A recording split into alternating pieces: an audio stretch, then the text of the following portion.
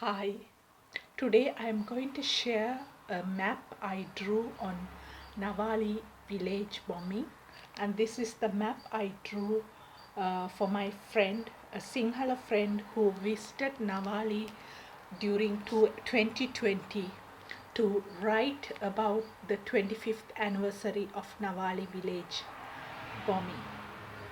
So, my memories of the Navaly village bombing, where the bombs have been dropped on that day on 1995, July 9th. I was standing at my house entrance near the gate while I saw the Pukara aircraft and I saw the bombs coming, and unfortunately I didn't count the bombs, and I just say it's 8, but because I remember the 8 locations, but some say it's 9, 12. So I'm not sure exactly the numbers, but I saw the bombs. So seeing that bombs coming from the plane, how it affected my rest of my life is the journey of my recovery. I was a very committed Christian. I believed in God a lot. And as a Christian, I knew God sends the manna from heaven. Like I looked up God in the sky on high. So when this air bombing happened, honestly, I lost the trust in God. I couldn't see that God is a God who sends good things to us. For me, the question at that moment which came to me is, how can you do such a thing like that? And I was so angry at God and I couldn't trust God. And I was just a 15-year-old girl at that time. Throughout my life, God continued to speak to me, but I couldn't believe in Him. And His hand was always there for me, but I totally rejected Him. And I said, I couldn't believe a God who loves us so much can send the bombs like that and kill hundreds of people in one moment. And also I lost my aunt, and while I was she was injured on that day and she died later in the hospital. And while I was waiting at the intensive care unit at the hospital, I saw the people screaming, and the tears, the agony, the lamentations were so high. And even I saw the pile of dead bodies. And even when we left home that night, we walked through the bodies and left home.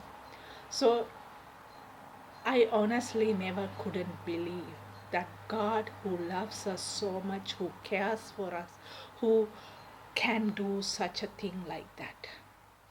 So my journey of frustration, angry, sadness, everything grew as I got older and older and older. But I couldn't reconnect with the God. And one day, a friend of mine, he took me to a camp site. It is a Quakers camp, Camp Niconas, and on July 9th, on the anniversary date of the village bombing, I was there in that campsite, looking at the water, in the nature, and I started to feel sick. My body started to react. I was so sick, and I talked to God. And I have talked to God many times in my life, but this was a very serious talk with God. And I said, how can you do such a thing like that? And I heard God speaking back, saying, I was there with you. And I said, but how can you allow my aunt and everybody to die? Where were you? Because all that time I thought you are a protector. You have the power to protect everybody. And I said to him, you are a loser. We put our faith in you, but unfortunately, you have failed us. You have failed our faith. And he just said, Maureen, I have given the power to human being, and I also cried with you, and I kind of reminded of the journey I had from that day, leaving home and until the moment I was in Ontario in 2019. And there were so many pains, so many hardships, so many things I have gone through, but still God has been with me. And that gave me the power to trust God again. And again, I read the diary of Anne Frank. She died during the Holocaust Auschwitz camp.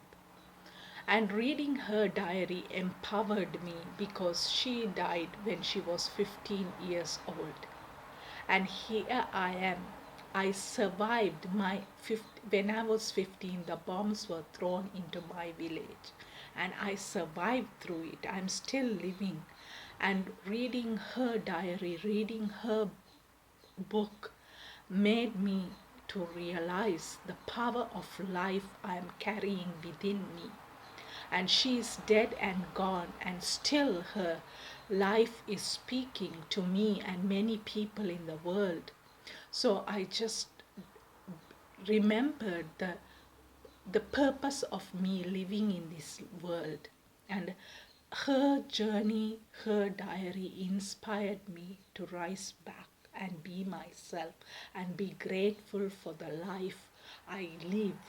And despite of all the challenges, all the troubles, all the pain, I'm still alive. And I started to value that life, value the the experience I have gone through, and that makes me something to trust and rebuild. And also all the Holocaust survivors like Dr. Edith Eger, Eva, all of them who are being somebody going in front to talk about their experience and forgiveness and compassion and love. All the survivors who have loved their enemies inspired me to go through this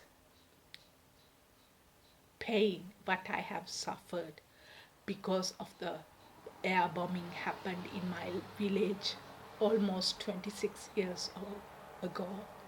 So I'm really grateful for the opportunity, for that experience to still hold on to my faith and trust, forgive, love, and also know that this is not the end. There is so much, because history is repeating. What I have gone through already, so many countries, so many people have lived through wars. And me being a survivor of the war gives me the hope to stand and to be there and to say, here I am, and to surrender myself, and to say to, during this pandemic, I'm still smiling and being happy because I have gone through worse than this. So that worst experience helps me in other troubles in life to I tell myself I am a survivor. I have survived through bombs. I can do it. I can. So that encouragement comes through. And 2020, I started to share my story. I wrote about my journey during the war. And also, I started to collaborate with the Sinhala friends to share the journey together. And when the bombing has happened, it happened by the Sri Lankan government. And the Sri Lankan government represents as Sinhala Buddhist nation.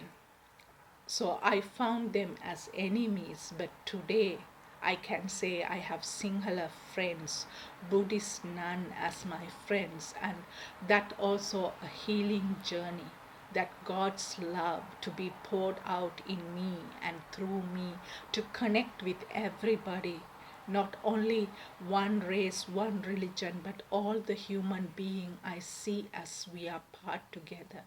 And there's always good and bad people in every religion, every ethnicity, everywhere. So my journey is to connect and be friends with whoever I'm peace with, I am safe with, but at the same time, even my enemies, whoever I am not comfortable with, I still connect with them as one. So it's a journey to see the whole thing as one and to live through it and to see my brokenness, pain, sadness, all the feeling. I hold it together and I sacrifice it and I give it and I surrender it and I walk as I own them. I'm I'm aware of my feelings. I am aware of my pain. I'm not running away, but I am walking together with them. And that is the beauty of life, that I'm able to share my story. I'm able to be the voice of my story. And I'm really grateful, and I'm really grateful my friend who was able to share our story in Sinhala language and be the voice with us together. So I'm really grateful to all the friends, all the allies, all of who are journeying together to bring the complete healing and love and hope for all the victims, survivors, and all those who have suffered and suffering in Sri Lanka. Thank you.